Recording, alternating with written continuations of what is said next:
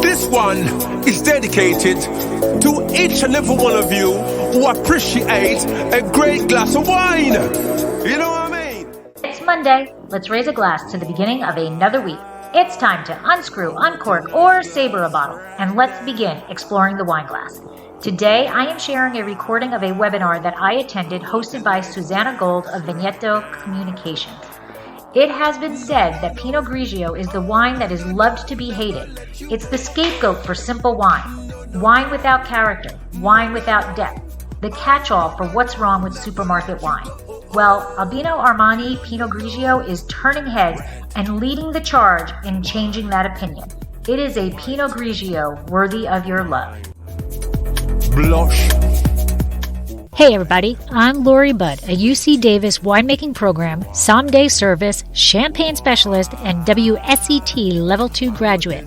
You can find Exploring the Wine Glass on all the socials as well as your favorite podcast catchers.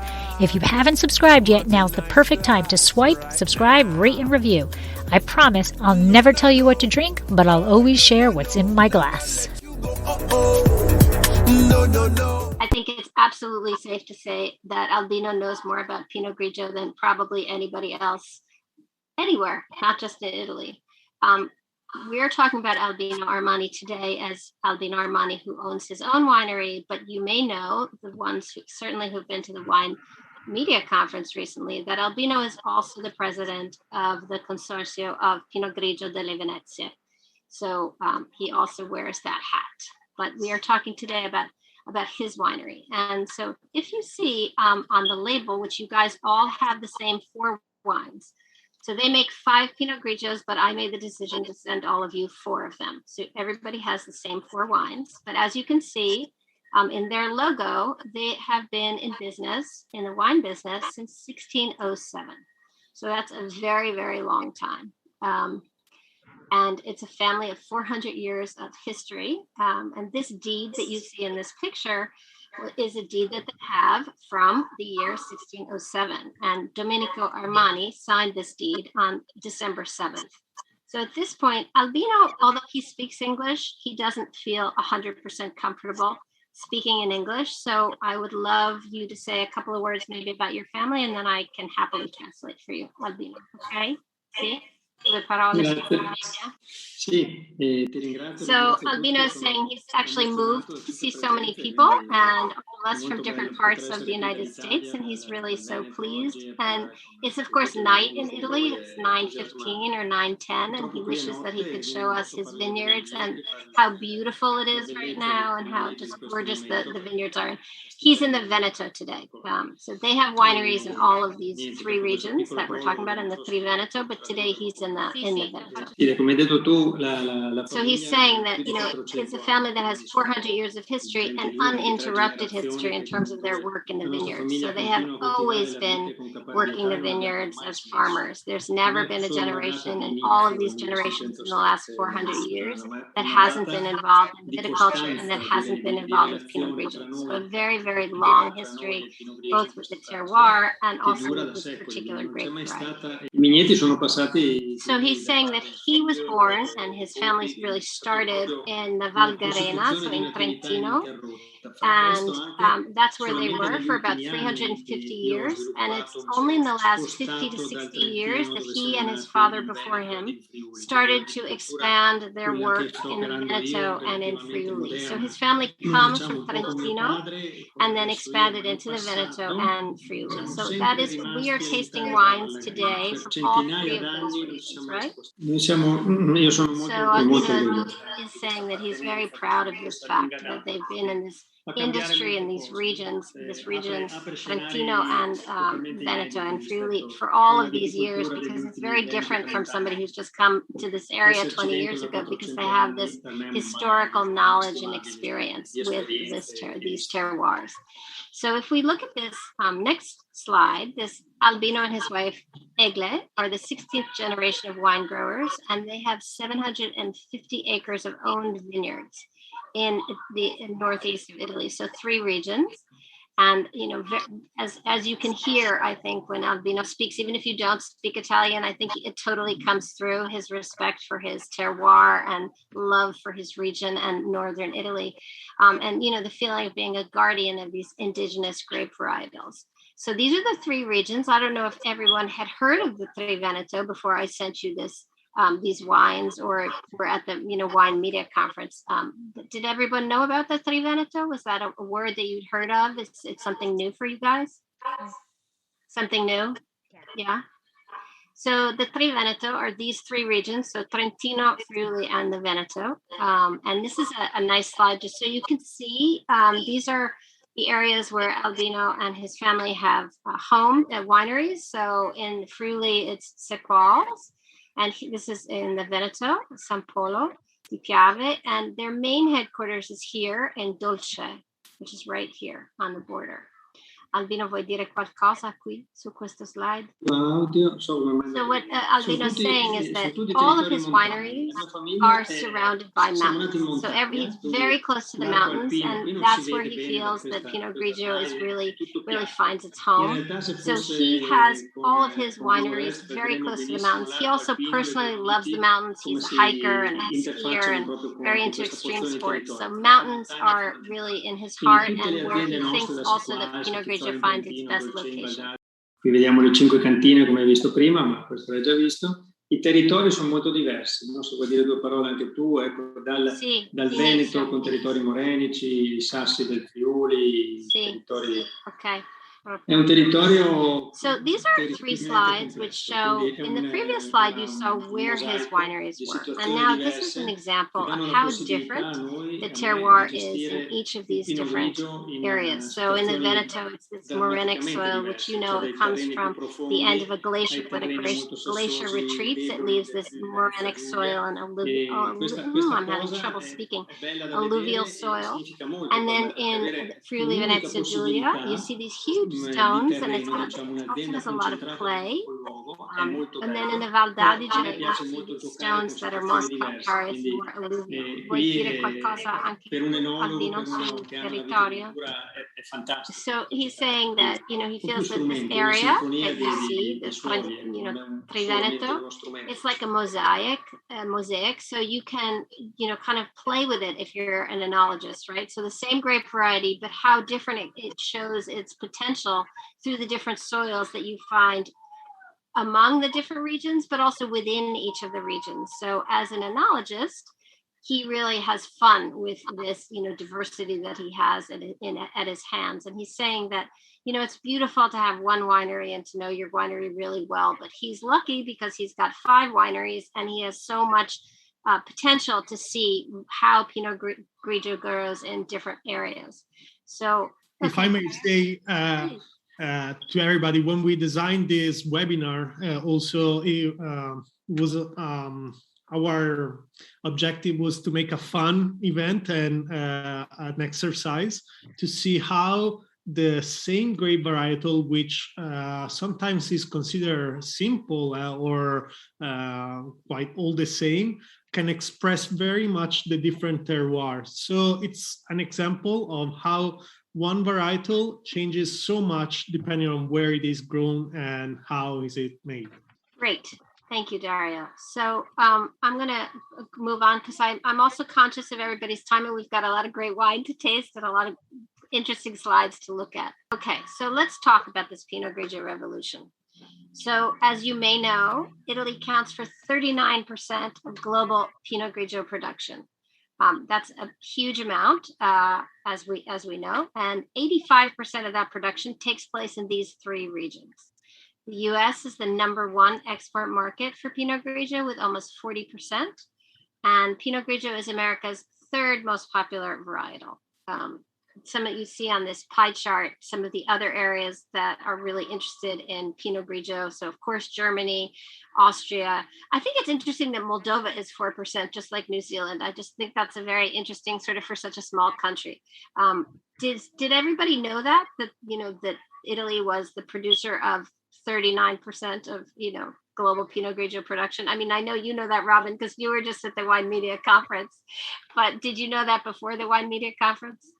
it's a big number, and there's the other so I see you now, but it isn't, I guess, surprising, but I just feel like Pinot Grigio, except lately, has kind of been not as considered as it should be. So that's why I'm really happy to see all of you on this. Il Pinot Grigio qui lo vediamo. So Albino is claiming that Pinot Grigio is actually an Italian autochthonous variety, and that a lot of the viticulturalists and farmers in Italy feel that it is an indigenous variety because it's been there for such a long time, and because they really produce the lion's share of Pinot Grigio in the world. And he's saying that while many people think that it was born in France as a mutation for Pinot Noir, it's not 100% clear that that's actually the case. In any event, it's very widely planted in northeastern Italy, and Albino is very proud of his role as the head of the consortium, but he also feels a huge responsibility towards this grape variety, and making it really a flag of Italian viticulture. So I'm going to move to the next slide, which is, did you know that Pinot Grigio is not a white grape variety? Did you find that out recently? Was that something that you were surprised by? When I found that out some years ago, I was surprised. I had always thought it was a white grape variety, but of course it's not, right? So it is the grape variety that you see in front of you. Sì, molti. So Albino's saying that he feels that the communication of Pinot Grigio thus far to the United States has really not done justice to the grape variety, because it's a very noble grape, and it's a delicate grape, and it's a grape that is hard to cultivate, and it really needs to have the perfect terroir. And these pictures are pictures of how Pinot Grigio was in July, as you can see, and then moving forward in August, and then this is where we are now, September. I mean, today is amazingly August 31st, the end of the summer. Hard to believe, the end of August. But here we are. So we're at this beautiful kind of copperish color. And these are some, different things about the sugars and the acids that are in Pinot Grigio, which I'm not going to go through, but I'm going to send you all of this very detailed information, so you will have it all, because I think they did great work doing this presentation. I did not do this presentation. It was given to me by the winery, and they're such specialists that they have so much knowledge about this grape variety. So these are just... there are already some questions because apparently it was a surprise for some of the audience about the color of the grape varietal. So they are asking if there is a minimal skin contact to prevent the color, and if there is any Pinot Grigio Rosso produced. Okay. And we will go through the presentation about Let's answer those questions now. So during production, minimal skin contact to prevent color. Albino. Dario, se vuoi fare anche tu, so no skin contact to make a white Pinot Grigio. Obviously, skin contact to make a Ramato Pinot Grigio. James has Maurizio has a question. Is there... Allora, noi abbiamo fatto... I'll just translate for everybody else then, if anyone doesn't understand. So what he said is yes, it's possible to make a red Pinot Grigio. It's very unlikely that most people make one, and they did it. They selected kind of very mature grapes that had a lot of anthocyanins, which brings color, and they macerated it for 15 days, and then he made a red wine Pinot Grigio that he really liked, but it's not a red wine the way we might think of, like a big, dark tannic Pinot, I don't know, Pinot Noir, not Pinot Noir, but like a Lagrange or something. It's not like that. It's more like a Barbolino or a Valpolicella that is not very, very deep in color. If a red Pinot Grigio is made, what is the flavor profile, Albino? Albino is saying, he's saying that, to answer Debbie's question, what's the red Pinot Grigio flavor profile? So, of course, much more structure, more tannic. He's saying, though, that the future, he believes, for the Consorzio Pinot Grigio Delevanexes and for Albino Armani as a winery, is more in the direction of the Rosato Ramato wines that they've been making for many, many years. And, that he feels is a really beautiful version. The red Pinot Grigio, he had said, is kind of the color of like Cerasuolo, right, from Montepulciano, just to think about what color it is. And we could keep going about this particular kind of Pinot Grigio, but I'm going to get us back to talking about what our presentation, except Lori had one question. If it's compact, isn't rot a concern? So C. Questo è il problema. Il Pinot Grigio ha what he's saying is that dei problemi it's so Lori asked a question, is it because it has such a compact bunch, isn't it sensitive to rot? And the answer is yes, extremely sensitive to rot and mildew.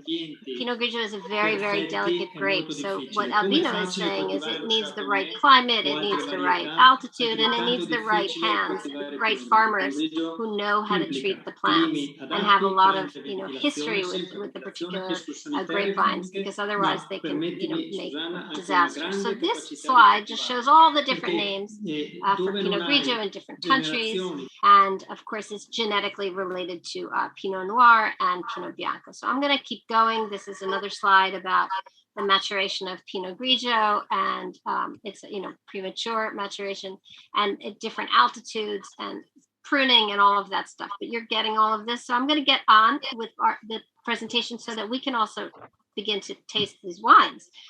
So this is a map where you'll see how close these areas all are: Trentino, the Veneto, and Friuli. And in this slide, you see something that I think is also really important. So you see the Alps surrounding this area, the Prealps. You see the presence of rivers, the Adriatic. They have only targeted use of irrigation, and Albino in particular is very attentive to everything that has to do with sustainability. So we'll talk about that in a slide later, but vuoi dire qualcosa su questo slide, Albino? Sì, so Albino is very, very, feels very strongly about a concept, a part of sustainability, the concept that sustainability means something that a grapevine is in balance, and that balance means that you're growing a grape variety in the right terroir for that grape variety. And Pinot Grigio, he mentioned it before, but I forgot to mention it, needs a lot of wind, it needs a lot of thermal excursion between day and night, so difference between temperatures. And he's saying that it's not the kind of grape variety like Chardonnay that you can plant everywhere. It really needs to be in a place where it can find this equilibrium in terms of its altitude, in terms of, as I mentioned, the wind. And now, a word from our sponsor.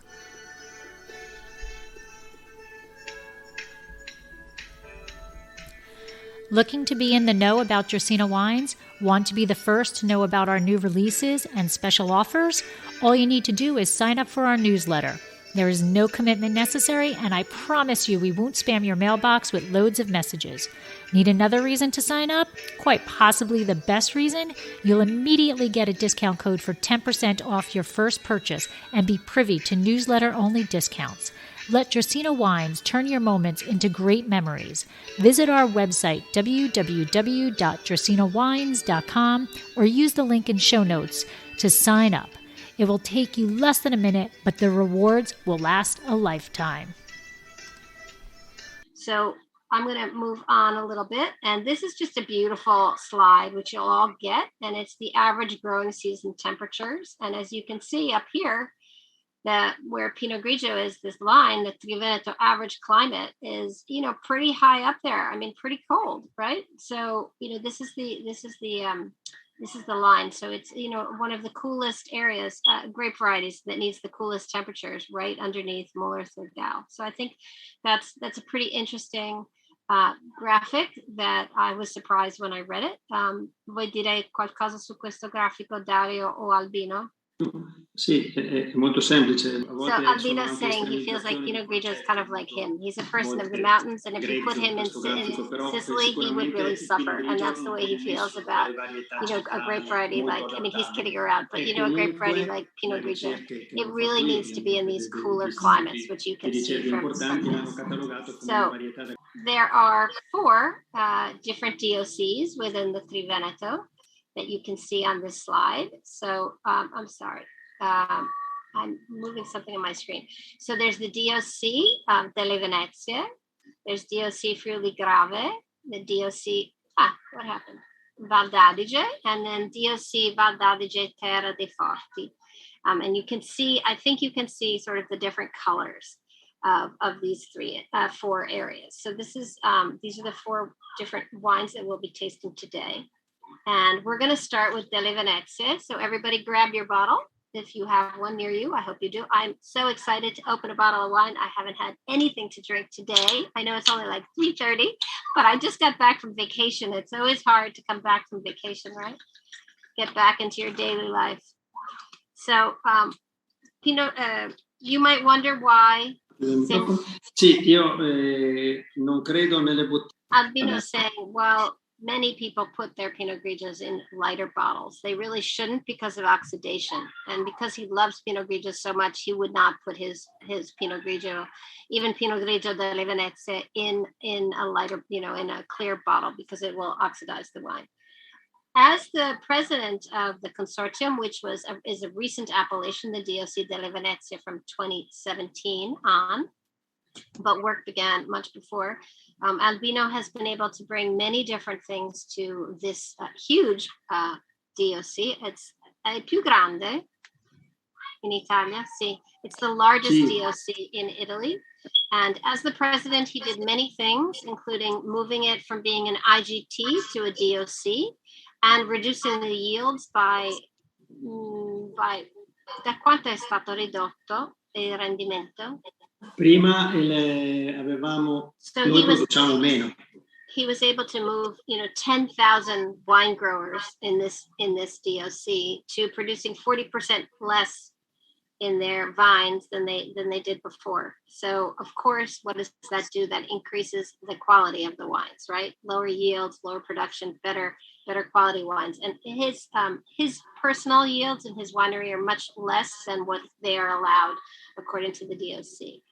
But he's really been able to push together with all of these viticulturists who have followed him to make Pinot Grigio Delevanexes a much more quality-driven wine. And I think those people that were at the Wine Media Guild conference can second that view. I mean, weren't you amazed at the quality of the wines coming out of the DOC?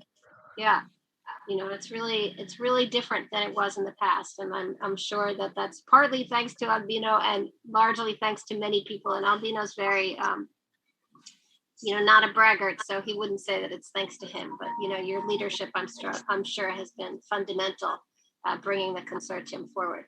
Sì, è stata un'esperienza bellissima, però... So Albino has been the head of the consortium before it began, and he's been working as the head of the consortium for 7 years, and he's saying, to put these 10 to 12,000 people together from 3 different regions, which are all kind of hard-headed people with their own view of how things should go, was very complicated, but an extremely rewarding experience. And all Pinot Grigio from the Northeast is now DOC. All of it is traceable back to the vineyards. All of it gets tested by, commissions of blind tasting. And so he's very proud of all of that. So I hope you guys poured yourself a glass. And I don't know if this is the first Pinot Grigio you've had. If you weren't at the Wine Media Conference, if it's the first Pinot Grigio from Delevanexes that you've had in a while. And I'd love to hear some comments about this particular wine and what you think and what you might have it with. Anybody want to offer a suggestion, like Mauricio's chef or any other person who wants to say something? Debbie, restaurant owner. I would love to say something, but I haven't got my wine. Oh, right. I'm so sorry. That's right. I apologize. You're the one person that don't have their wine yet. Well, when you do get your wine, then please write in and let us know, and I will share your thought. I apologize. I sent it to you, overnight, but it didn't get there. Sorry. Debbie, you were saying?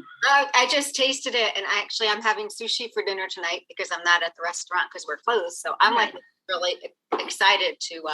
Yeah, I could see this with sushi. Were you surprised at the kind of structure of this wine? I know the first time I tasted it, I was pretty surprised. So this is Pinot Grigio Delevanexes, and now we are going to move on to Friuli, Venezia Giulia. So Friuli Grave, DOC. This is the area. And of course, that's the Adriatic, which you might be able to see from here. These are the Alps. I believe they're called the Julian Alps. Is that right? Yeah. So these are the Alps in Friuli. And here are the Dolomite Mountains. And these are, vuoi dire che cos'è questo che volevi far vedere con questo slide, Albino? Sei mutato purtroppo.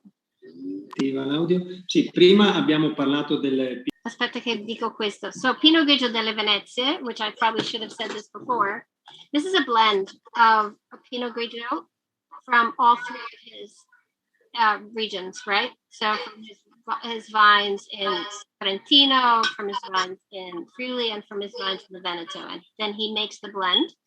And every year it's different, so it's not the same any particular year. And now, I'm sorry, per favore, continui quello che stavi dicendo. Grazie. Adesso entriamo invece in... river is called the Tagliamento, right? Tagliamento. And Friuli, he was saying, is the farthest northern region in Italy. So the vineyards here are even farther to the north than they are in Alto Adige. And he's saying this river and the white stones that you find here, which in the dialect they call it claps, which I sent you in the Google Drive. There are photos of the claps, so you can see up close what he's talking about. So he wants you to remember that in terms of the wine from Friuli, it's this minerality, the structure, kind of this saline note, and the ventilation that comes on these vines. So James has a question. Questa bottiglia è... So that's very interesting. I didn't know that. So two things. One, you'll note sort of also in the presentation I sent you, there are three like brand colors for Albino Armani, and you see them just this like tiny detail here. It says Friuli and it's kind of red. But the shape of the bottle is because in Friuli, winemakers have always used the Burgundy bottle rather than the Bordeaux bottle. And so, for like completeness in terms of making a wine that shows that it's really from Friuli, Albino chose to use the same type of bottle that a winemaker who was born in Friuli would use. So that's the answer to James's question about that. And there are a lot of comments in the chat about things that people would pair Pinot Grigio with and how floral the previous wine that we tried was, and how different it is from many American Pinot Grigios. So okay, that is the next one. So the Dolomite Mountains, the colder weather here. Let's try the wine from Friuli if you haven't tried it yet. I just love this wine. I think it's so much minerality and structure. I just think it's a gorgeous version of Pinot Grigio. And I do wish I was having a tortellini with butter and sage at the moment. That would be really nice. I would like that if someone would just come and bring that to me on a plate right now. But I love Friuli. It's a gorgeous part of Italy. I don't know. Has anybody been there? Have you all visited Friuli? Have you ever been to Friuli? Not yet. It's a really, really beautiful, exciting place. I get a lot of minerality on this wine. Wow. Pensate che questo vino viene prodotto. So Albino's saying that he's also moved kind of by these vines that can grow despite the fact that 93% of the territory that the vines live in is rocks. So, they only have about 7% of earth to grow in. So they really have to fight their way to get nutrients and everything else. So he's just very impressed by these grape varieties. And I went back so you could kind of see where we are. So the Dolomite Mountains are, right there. And then the river. And this river, Albino was saying that Tagliamento is a river that's really important in the story of Friuli because there are a lot of wars were fought up and down this river. So it also means a lot to the people from the region. So Kat mentioned that she felt a lot of lees on this wine. Do you do battonar su questo vino? Sì, ma tutti continuiamo a tenere. So Kat picked up that there's a lot of lees on this one, lees on this wine, and Albino saying that he does batonnage, lees stirring on all of his wines, and he kind of, takes them off the lees at the very end. They filter the wine, but right before they bottle it. So he's saying they use very little sulfur as well because, the wines are made in a reductive style, so they're kept on the lees. So he doesn't need to use sulfur except at the very end when they're being, bottled, which is, for the longer life of the wine. We're about to go into the Val d'Adige. I see a couple of, yes, James, lovely and appreciable, distinct yellow fruit and rich minerality. Yeah, I just love this one. Val d'Adige is home for Albino's family forever. This is kind of where he's from. So Val d'Adige, we can see this where Bolzano is, where Trento is, and their winery is in Dolce. This lake that you see at the bottom, right near Dolce, is Lake Garda, which I'm sure all of you are familiar with. Questa slide parla da sola. So you can understand what he's saying is you can understand the winds that flow through this valley because of it, the verticality of this valley. And it's also very close to Lake Garda, which is Italy's largest lake, as you may or may not know. Sorry. Okay, so that's their headquarters, this beautiful winery, which as you can see is right up against the mountains, which is what we said in Dolce. And these are their very beautiful vineyards. And I hear a little child walking into the room. Okay, here's Dolce, their headquarters. And this is a beautiful winery. Want to say something? Vuoi dire qualcosa sulla cantina? Questa è la mia casa. So I wanted you to so Albino lives here. So he's just saying with pleasure that this is his house. And every day he gets to see the Adige River. And he's saying that one of the fundamental things about this area is the sun that reflects off of these calcareous mountains behind him onto the vineyards.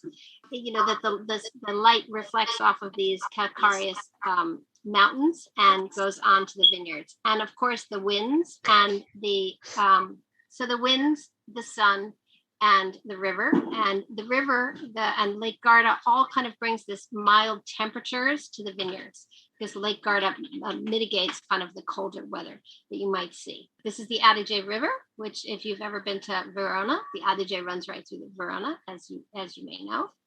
Val d'Adige perché è il fiume Adige, la valle dell'Adige. Right, the Valley of Adige, so that's why it's called the Val d'Adige.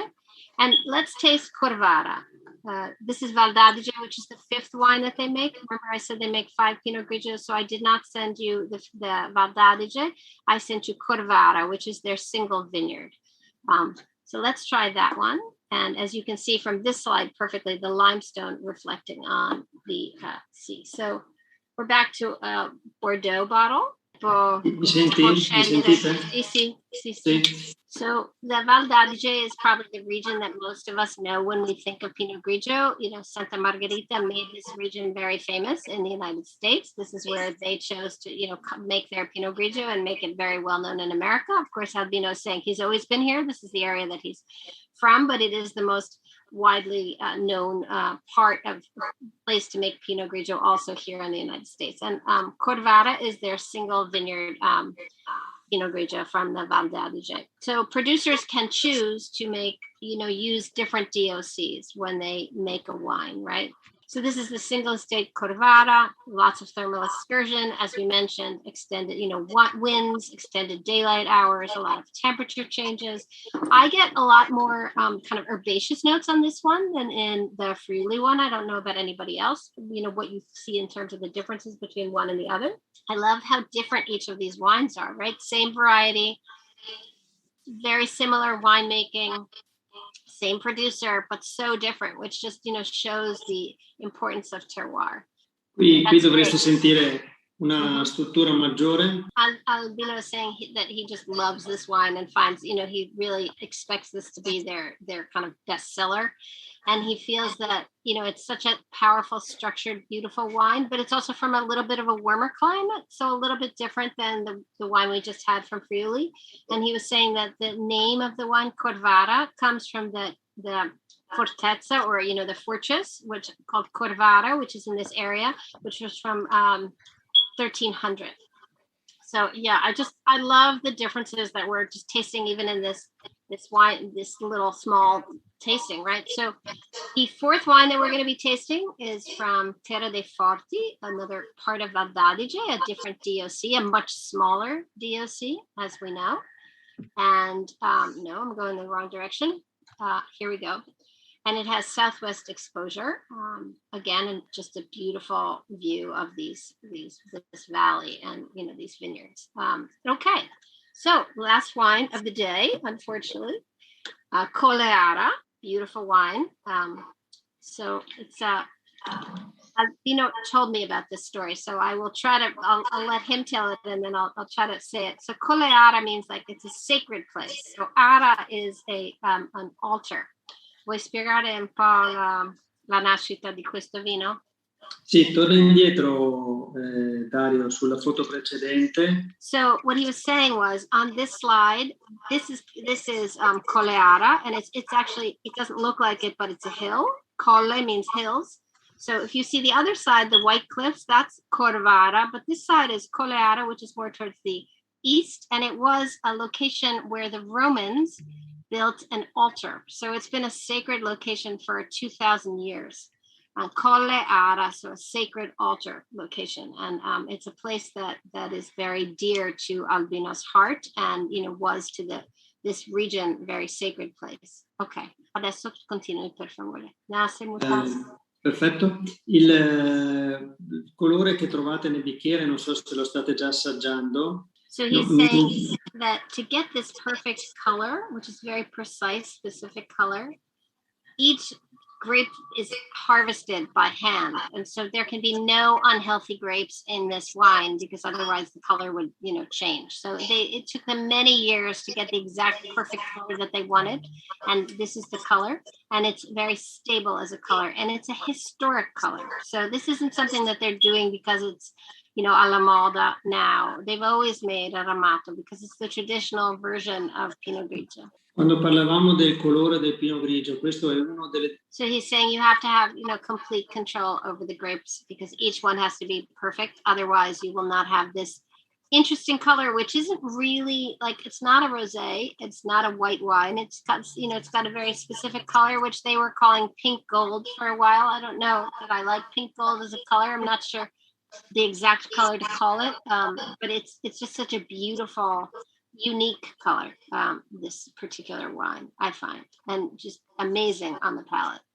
I don't know what you guys think, but when I first tasted this wine, I couldn't believe it. I thought it was just kind of thrilling and so different from what I had thought of Pinot Grigio in the past. Questo colore ricorda tantissimo a me, ricorda tantissimo. No, that's a great description. So he's saying the color is kind of like a tramonto, like the sunset. You know how when the sun sets, you get that kind of golden color, a little bit like golden and red color. And he's saying this is kind of the color of the sunset in the Val d'Adige that you can see.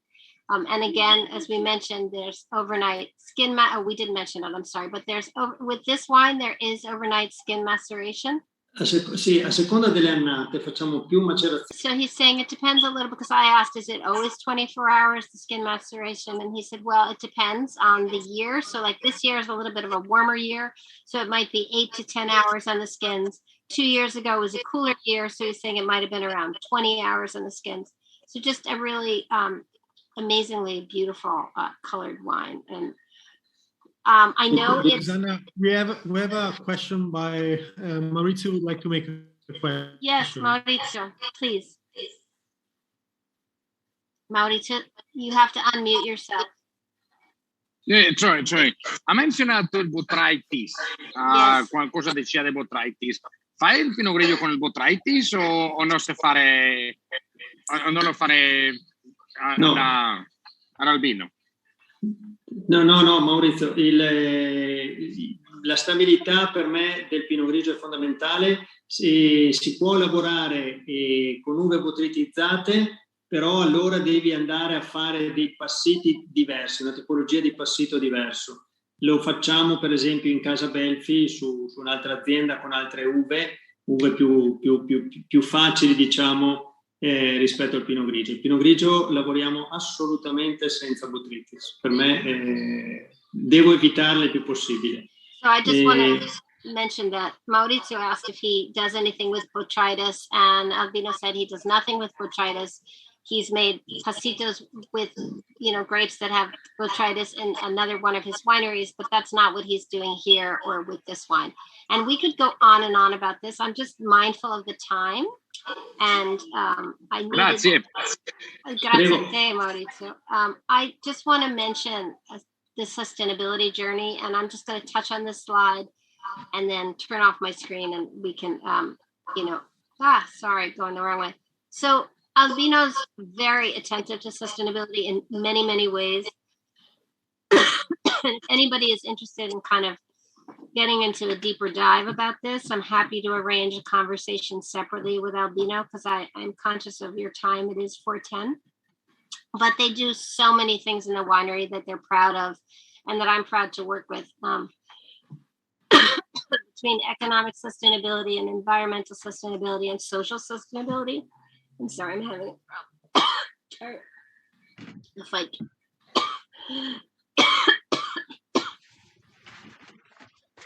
Dario. Yeah, Susannah. Can you do this for me? Sure. So we believe a lot in sustainability. In fact, all our Pinot Grigios are certified sustainable.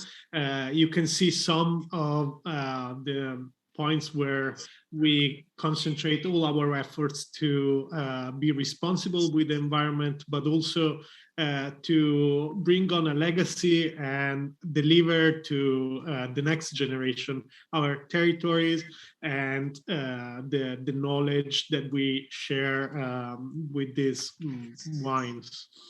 Also, I wanted to add something regarding the whole webinar, and we hope to raise all your interest in this grape varietal, because every time I'm in the States doing wine tastings, it's funny because sometimes the customer says, no, I don't want to taste Pinot Grigio. I don't do Pinot Grigio. I just drink Chardonnay. And, you know, Italy is a nation with a lot of biodiversity. We have more than 150 indigenous grape varietals. So it is. We need you as ambassadors for this to make the consumer try and go over the classic Chardonnay, and also Pinot Grigio has been mistreated sometimes in the last years. So by drinking our wines, you see the whole spectrum of Pinot Grigios and what diversity there is, and how you can find a Pinot Grigio for each occasion or each taste. And what is very, very important for us Italians is food pairing. You know that we love eating, and we make very simple recipes, but with good quality ingredients. So I guess what is important also to remark with our wines, with this Pinot Grigio, is that you can find the perfect pairing with food. So Lauren asked a question. These wines are all available in the United States, widely available through Total Wines. They sell their wines through Total.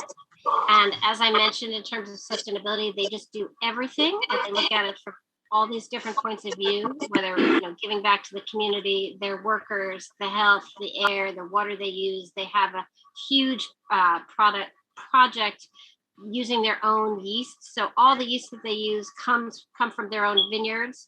They've propagated the yeast through years and years of research with the university. So there's really a lot to talk about in terms of sustainability. So if anyone wants to just have a sustainability conversation separately from this webinar, I'm happy to set that up for you. And this is some more of the great things that they've done. They, reinvest their profits. They have more than 10 endangered varietals that they've saved and brought back. They've done 40% less energy consumption. They've created bike paths all through their wineries. They have more than 300 hectares of, certified vines and, less water. I mean, just in every aspect, they've thought of it and they're on top of it. And I'm really proud to work with a producer who believes in sustainability so fervently, because it really matters a lot to me. So it's great to see how much it matters to them. And I am so thankful to have had this time with you. I'm going to thank you so much for staying all this time. Sorry, we ran a little bit over. So does anybody have a question or want to talk about food pairings, or happy to kind of open up the conversation to you guys? Anybody have something they want to share or comment on one of the wines, or something they want to ask Albino or Dario? James has a question. Please, James, ask your question. Yeah, just two quick questions. One, are the wines vegan friendly? And the second wine is, if you could just touch upon some of the 10 indigenous wine grapes that you are protecting and potentially creating wines from. Assolutamente in assenza di prodotti. So they use no animal products. They are vegan friendly. They just don't put it on their bottles. Se avete 2 ore. So Albino said, if you have 2 hours, let's talk about it. So I propose to have another webinar about all of that with all of you. other varieties. No, no, no. Oh, no, no, no. Never let you. This has been another episode of Exploring the Wine Glass. Thanks for listening. If you have suggestions on what topics you would like me to discuss, please reach out on social media. You can find me on Twitter, Instagram, and Facebook as Exploring the Wine Glass. I am also on LinkedIn as Lori Hoytbud. Of course, you can always email me at exploringthewineglass@gmail.com. If you enjoyed what you heard, please rate, review, and subscribe to help others find me more easily. And most importantly, tell your wine-loving friends, because if you like the podcast, they will too. Music is Wine by Kevens. Until next week, sláinte. You are so special. You even in the Bible, water got turned right into